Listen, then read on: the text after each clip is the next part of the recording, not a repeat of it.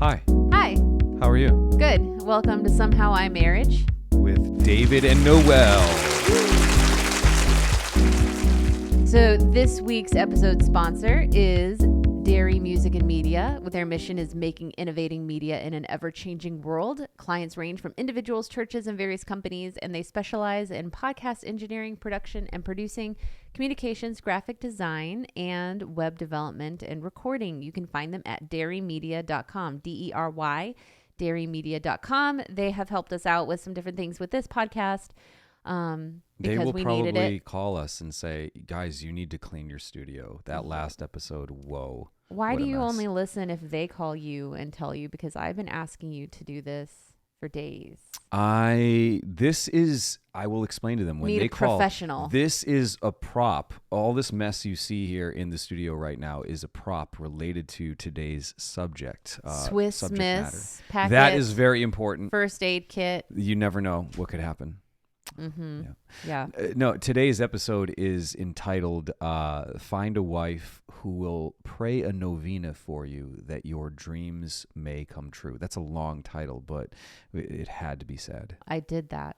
Yeah. I did pray. Did you to really? Do you pray for my dreams to come true? Oh, Here we go. Truth. when your own personal life is such a mess, it's hard to see anything else. Your personal life, your room, your studio, your props of creativity. Here's the thing, hon. If I Mhm. pray Here's the myself silly to Pray myself silly. Wow. Is that in the Bible? Like, we want you to pray unceasingly, but don't pray yourself silly. Don't make me laugh. I'm full of chocolate. If I pray like to so much that like that grace just pours down and sanctifies me as your husband. Guess what that's going to do for your life, to be married to this Swiss cheese right here, who is holy. Swiss cheese. Gosh. Okay. It's probably going to tick me off is what it's going to do. This Swiss cheese is holy. Oh my gosh. I'm doing all the work around here. Somehow marriage. I'm just kidding. Yeah, Well, somehow I'm you not really marriage, kidding, not- actually. I'm kind of hostile about not, it. Yeah, Kinda I bitter. felt you had a tone. Mhm. Yeah. Yeah. Let's eat cheeseburgers out of the vending machine to make ourselves feel better. So today's topic is near and dear, I think, to both of our hearts. It's wrapped up in our kind of story in our marriage.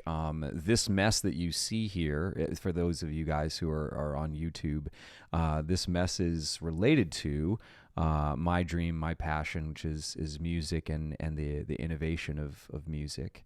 And yeah, like right now I'm building a pedal board right here.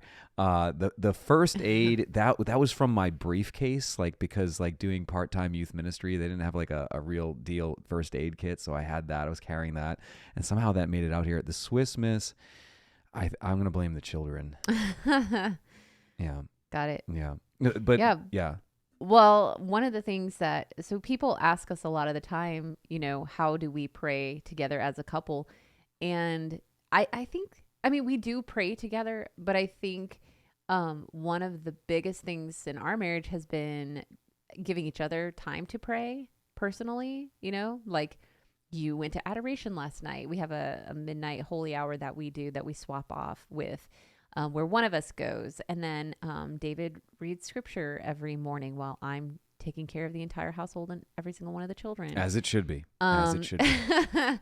And then, but then so giving each other space and time to pray. But then also I really do, one of my gifts is intercessory prayer. And so I really do pray when I see a need or somebody asks me to pray. I really do that. And David was going through a really rough time, and in 2020, who wasn't going through a really rough time?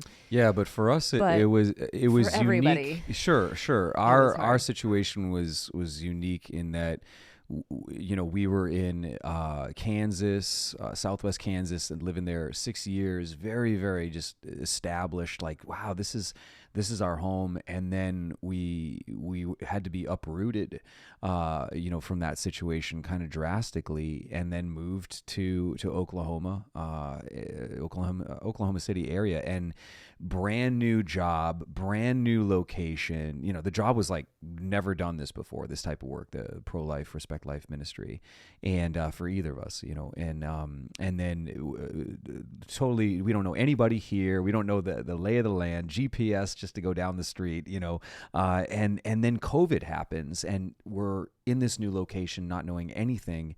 And then now we're in lockdown and we can't go anywhere. To be fair, you still use GPS just to go down the street. Yeah. But then also we were pregnant. You should be happy that you get your husband back every day. That's true. I'm surprised you're not lost more often. Thank you, GPS. But then also we were pregnant, and it was a lot of transition, losing all our jobs, really struggling economically. We're always struggling financially, though. That's ministry life. Give us money. Give us money. Send checks now. Big family life too.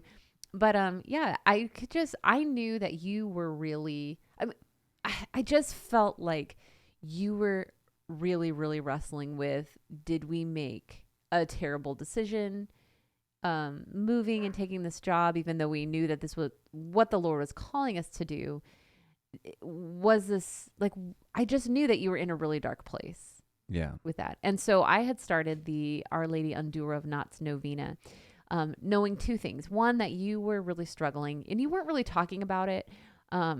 Really? I think part of it was because you knew how unhappy I was to be pregnant again right after moving, and I was really wrestling with that. Pregnancy, there's nothing that tops pregnancy. Nothing if tops you were pregnancy. going through anything, you lost a limb, it doesn't matter, even if it's your head. You're not going to top your wife's pregnancy, so don't even complain about it. Right. Whatever you're going through. Exactly. Do not complain about it. So I just, and wrestling with, like, oh my gosh, we're the pro-life coordinators, and I am really struggling with being pregnant again and accepting that, just because, it was unexpected. We were really trying to be abstinent during different times, and we just really, it was not on our plans to be pregnant that year. And then of course the whole world shuts down. And of course, Andre is the biggest blessing of that year. But you weren't sharing some of your struggles with me, I think, because of kind of my own depression and things that I was going through. But I could just sense that you were in a bad place. And then, so that was one thing. And the second thing was, I knew that you really had a music dream that was been on your heart since you were 10 years old, and that was been kind of on the back burner for most of your life. And so I was praying specifically for, Lord, let David's music dream come true and bring him back to us, because I hated seeing you go down this really sad, right, withdrawn place. Right. And you didn't know, like, I first of all, I didn't know that I wasn't talking about it, like, or you never told me until now. Nice communication, hon. What you were perceiving, like what led you to be like, I should pray for him, like specifically this novena. Yeah. You never asked me, so it's fine. What is, I'm just kidding. Okay, well, you were pregnant, so I didn't, I was afraid. Rightly so, guys. Like, people are always like, oh, you have 6 kids, you must love being pregnant. And I'm like, no, we actually don't. We don't even love sex. We tried it 6 times, but right. We realized it's not for us. They're like, are you done? We're like, yes. Love making awkward situations. Wait, are they saying, are you done making the situation awkward? Is that what they're saying? Are you done? No. Okay, well, let's make it more awkward. You thrive in awkward situations. I love making things ridiculously uncomfortable. Mm-hmm. I think it's funny. And so let's circle back now. Okay. what I was going what I was going through. I was really depressed. Okay, I was go ahead. depressed. Yeah, sorry. Wow. What I was going through was the age thing too. Not only in being in this state of lockdown, new location, not knowing anybody, whatever, and then new job, everything. I was 38 years old, and I'm 38. Yeah. I'm gonna have a crisis next year. I already know. I cried when I turned No, 30. no. Like, I did that for both of us. Okay, Only you got it all out for one us. crisis. Wow. Okay. You're such a. I Would paved I the way. take a crisis for you? That's Bruno Mars. Isn't it parody. Grenade? I was No, it's the saying parody. you were gonna go through a crisis for me. I don't think midlife crisis I don't for think me. Weird Al would appreciate I your know. parody. Sorry, it was bad. It wasn't even in tune. It was in the wrong key. Go ahead. Keep going. I should have pointed that out. So, yeah, I pay. Let my crisis be enough. Is one crisis not enough? Yeah, it's fine. All right. Youngest Okay. child. Go ahead. Yeah. Can't you tell? I'll pray for you though. I'll pray in a week. Will you? If it's we'll Okay. see. I mean, Yeah, you don't want to pray yourself silly.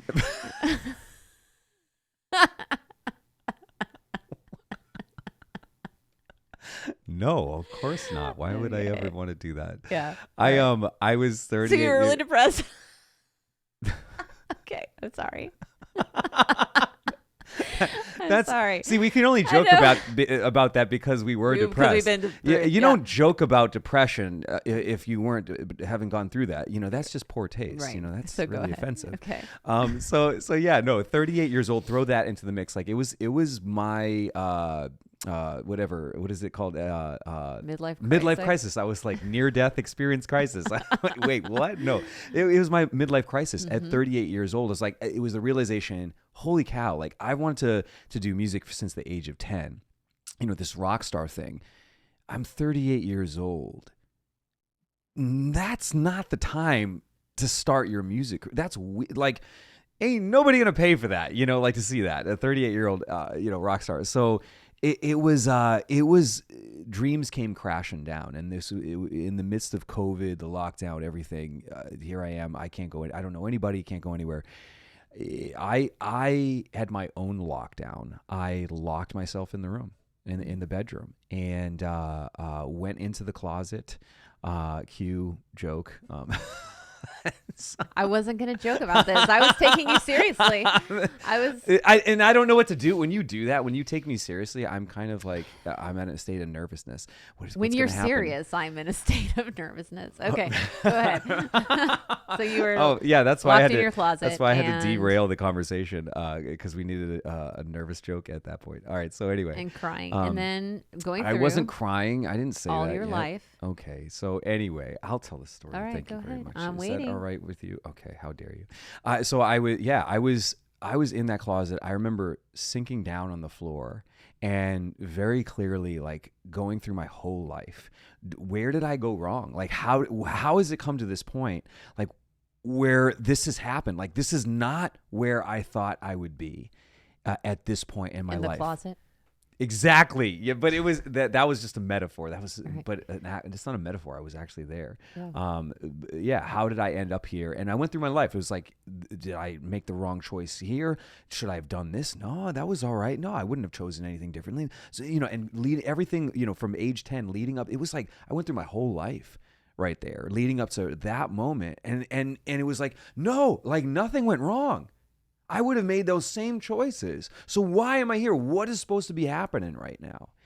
And I remember praying the prayer, God, if you don't show up right now, I don't know what I'm going to do. Like, like here's suicidal thoughts. And I'm like holding my hand up as kind of like a gauge. And like, here's where I was. It was like, just my thought process was just a little bit below actually those thoughts. And my prayer was, God, if you don't show up right now, I don't know what I'm going to do. And that's when the phone rang. I had my cell phone in the bed, and I went out. What is it? I came out of the closet. David. Oh my gosh. You just couldn't resist. Cue joke. No, you don't. You don't get applause for that joke. The audience cannot help. Oh my gosh. Well, let me pause you for one quick second here, because what Yeah. you did going through your history and saying like, yeah, that was a good decision, or yeah, you were seeing all the different times that God has shown up in those times. It was very scriptural. And it's so like, very What is Old very scriptural? Testament. It's What do you mean? just so Old Testament of, that's the history. Look at all this history. I brought you out of Egypt, and then, all these miracles have happened, and you have to, in order to see like, well, when you face the next crisis, you have to go back and say like, okay, where did God show up in these other situations in my life? Or where was I led in these different directions? It's very like, it's a very, scriptural way of looking at your life, is going through each event, each major event, and being I like, get you. was this? Yeah, like when you're in the midst of turmoil and you're Yes, doubting, and you're you're doubting, having struggling. this crisis, whatever it is, to go back and like, wait a minute, if are you even with me right now?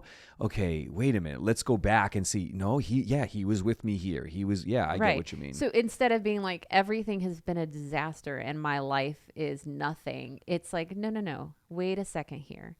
This is one of my friends, actually, he's my boss now, but Robert Fiducia, he made this point where he said, if you don't know what God is doing now, look back on your history and see where God has shown up and where you've been led in different things and how you've grown and what you learned from that. And then that gives you the confidence then to trust. But right. back to the phone call. Yeah, no. So I prayed that prayer. God, if you don't show up right now, I don't know what I'm going to do. And right then, the cell phone on the bed rang. I left the closet, went out, checked it, and I was like, I'm not talking to that person right now. I went back to the closet. Everything just locked. I don't know where you guys were, but I just locked the door. Whatever. Seat back down. Prayed the same prayer again. God, if you don't show up right now, I don't know what I'm going to do. The phone rings again. I go out, I check the phone. It's somebody completely different. Same thing. Like, I'm not talking to that person, whatever. I think I went back, locked myself in again. But I got myself together, pulled myself together out of it. Still kind of in a funk the rest of that day, but enough coming out of that funk, or just a little bit of distance and time, just to let things simmer enough to be able to finally, I called those people back.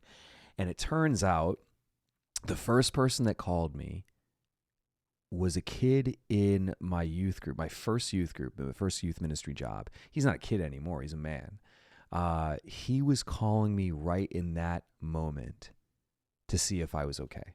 Mm-hmm. And I told him like years later, like maybe it was like a year later, I actually was on the phone with him again. We call each other, like once a year, we end up talking to each other. And I actually ended up telling him that, but he was calling me in that moment, right at that point when I said that prayer, like period, end prayer. He calls me in that moment. He was just calling to see if I was okay. Mm.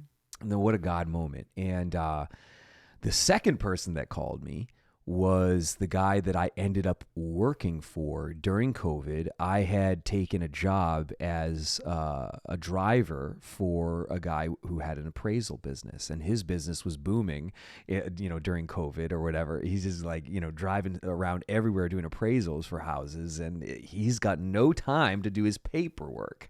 So he hired me. And I gladly accepted the job to make ends meet, because all of our jobs, our gigs, fell through. And he needed me as a driver, and he's just doing his paperwork while I'm driving around to the different houses. Well, he was calling in that moment to see if I could come into work the next day. And I, calling him back, I said, yeah, that's fine. I can. And so that's where that started, this conversation, him and I together every day. I'm driving him. Of course, we're in a car together for hours, and we're talking about music. He's into music too.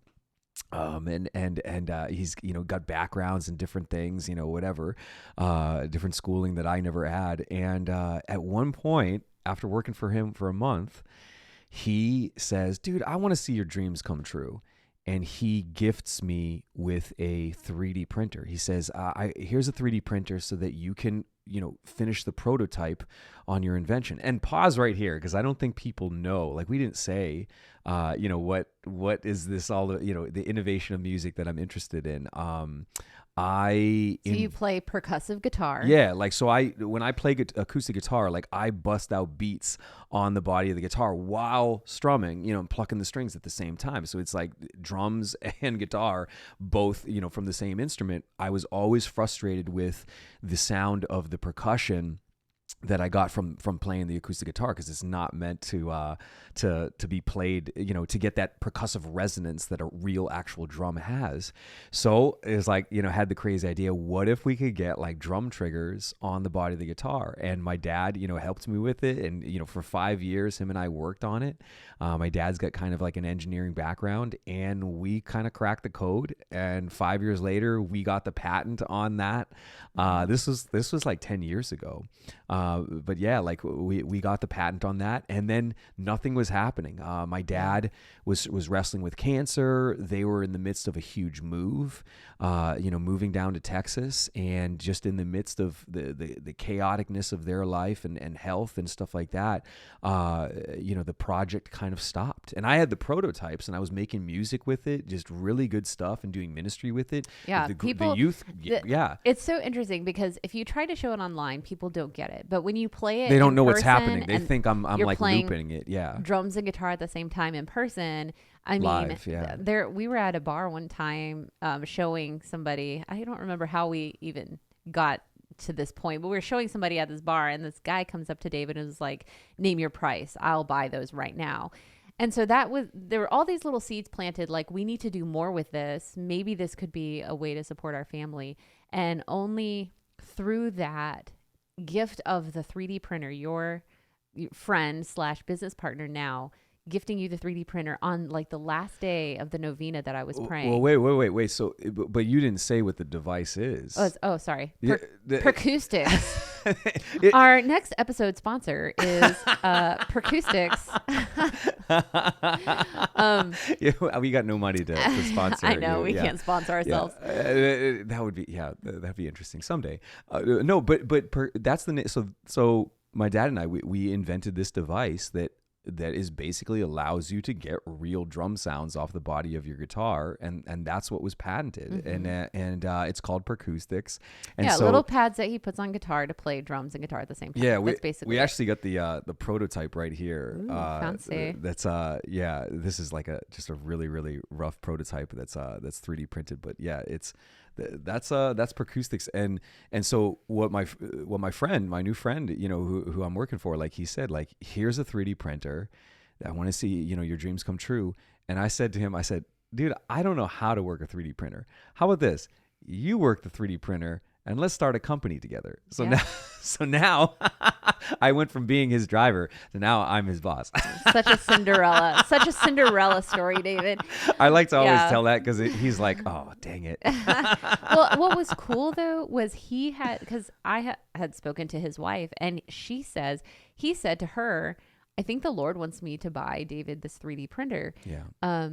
And told her a little bit about the project. And so it's really cool just to see how things have come so far. But all of that happened within the span of this novena. Yes, and you started the novena. I'm going to take all the credit. And none of the blame.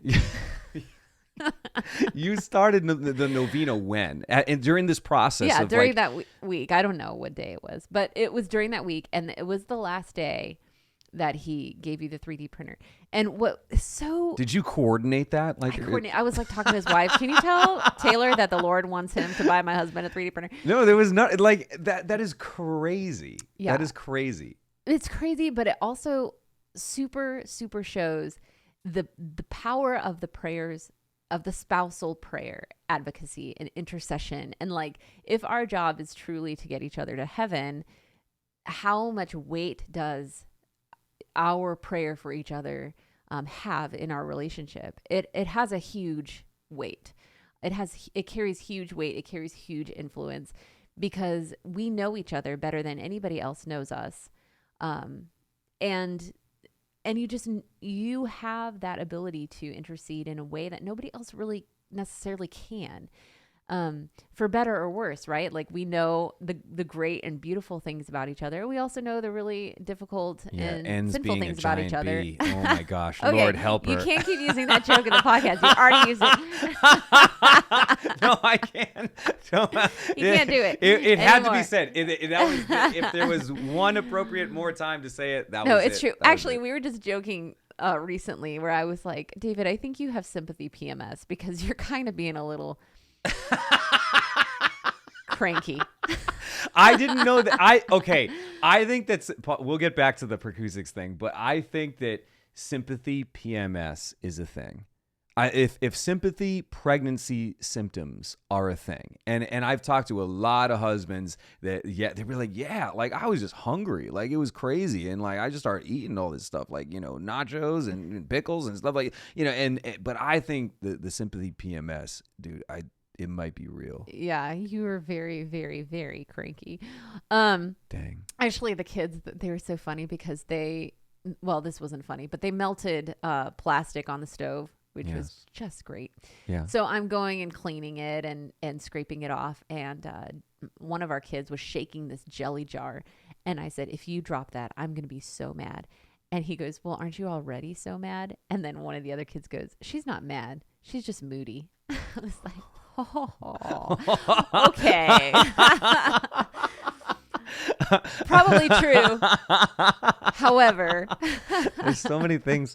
Part of me is proud of that. So oh my I'm God, proud of that young man. But he's very perceptive. very insightful. Very it's insightful. Okay. Don't if worry. I said, I'm proud because if I said that, like it would have been terrible. That's why I want to buy the sleeper sofa. But, that's why you want it. Yeah. So that right. there is a doghouse.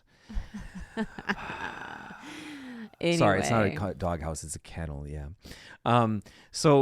Going back to it, not only. Let's circle back. Not only did you finish the Novena there the same day, my now business partner, who is the co-owner of Percoustics, he gives me this 3D printer. But then we posted a selfie of us together standing next to the 3D printer. We posted that selfie on Facebook. My old roommate from college, one of them, because it was like 5 guys in a house, sees that photo on Facebook. He messages me and says, hey, I saw your 3D printer. I have gotten, several companies, started, and I'm actually, involved with the innovation labs. One of them I was involved with the innovation labs at Notre Dame, working with this guy, the director there, in that. And when we've started companies and, stuff like that. And so he puts us in touch with innovation labs at Notre Dame. Notre Dame, French for Our Lady. Ooh, I keep forgetting that. Yeah, wow. crazy. Yeah, I forgot that because Obama Crazy. spoke there. Mary Sh- But so basically, David. boom, roasted. You're getting us in all kinds of trouble today. But, okay. But so like they printed, they cut out, they produced, helped us produce our first version of Percoustics that we ended up selling a few. And that was all rapid fire right at the end of this Novena. Rapid fire. The like sequence of events, just everything fell together. Yeah, that, I really feel like Mary shows off, the Lord shows off when we really, really, really pray ourselves silly, but then also really rest and trust in what is that dream, because your original dream for yourself was to be a rock star, and you're not going to be a rock star. You're not a rock star. Hey, in the figurative thanks, sense, son. hon, you rock my world. Okay. But in the literal sense, you destroy everything. No, in the literal sense though, you're not going to be like, headlining big, huge, concerts necessarily, but God took this thing that's a gift in you, this innovation, and just directed this dream in a way that fulfills you. It can potentially provide for our family. That is something that can change music in a really good way. So I think that's sometimes our dreams. We think we want something, and a lot of times it's very formed by our culture. Like, I have to have this and I have to be this. Sure. Because that's what's appreciated in our culture. Whereas the dream, like what you were made for, who you're created to be, that's God's dream for you. And having to pray and surrender to that, like untwist these knots, what's God's dream for me?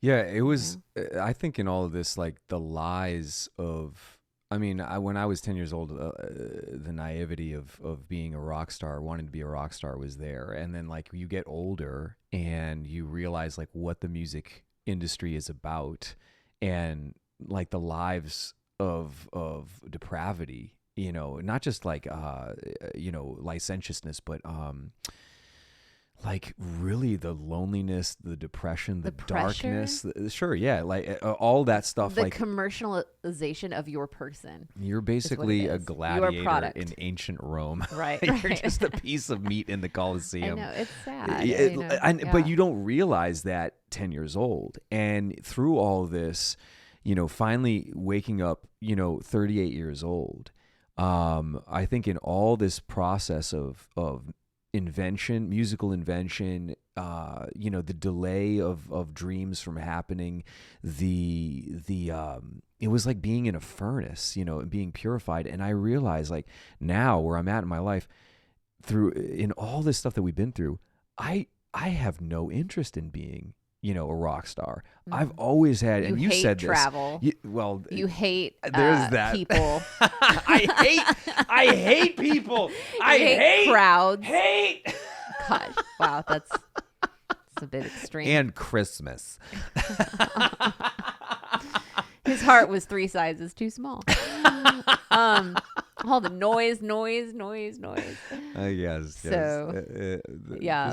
This is why. But no, I realized like I've always, and you pointed this out, like David, like you've always been more interested in the innovation of music rather than the actual like the grind of and hustle of that industry.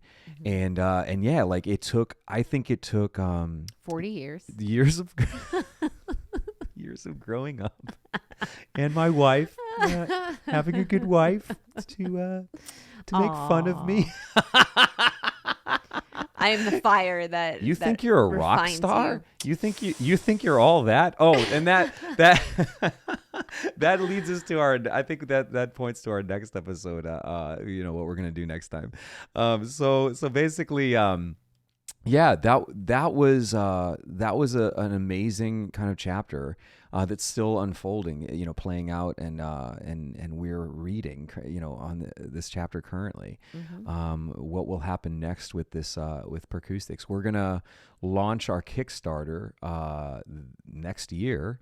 Probably spring or early summer. Yep. And see what happens. We'll see what happens. And I think the last thing I want to say is for everybody out there who is praying for something and it feels like God is not listening to your prayers or hasn't answered your prayers, I will say this is that sometimes the answer does not come or the gift does not come at all right away or doesn't happen for this long time because God wants to increase the desire in our heart to match the enormity of the gift that he wants to give us. Mm. And the only thing that does that is time. Mm-hmm.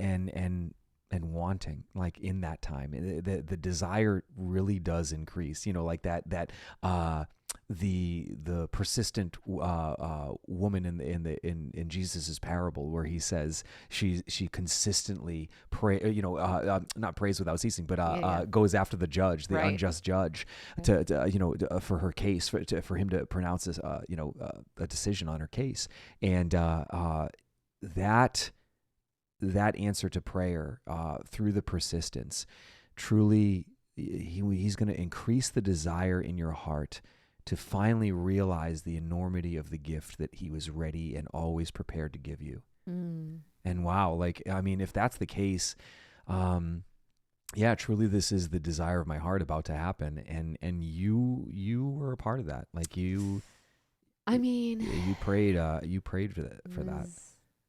I expect a full 50% cut. I expect you to not get on my case about the mess in this room so much, because that's part of it. That's part of it. It's part. This is the results. The results. Yeah, aftermath of creativity. Well, one of the novenas that's going on right now that you can start. It started yesterday, but we're doing the St. Andrew Novena, where you pray 15 times a day. The St. Andrew Novena until Christmas, and I've heard very powerful prayers be answered as we reflect on the birth of Christ coming soon. All right. Well, let's keep praying that. And if you feel inspired by this to pray any novenas for your spouse, get it going. Or for a spouse. Yeah. Pray till you're silly. Pray yourself silly. But I made my own saying. All right. I Anyway, can change my saying. Well, have a great weekend, everybody. Have a great weekend. It's good to be here. Yes. We'll see you guys. God bless. God bless. Next time, go visit dairymedia.com. DERY media.com. Oh yeah. Okay. I rock your world.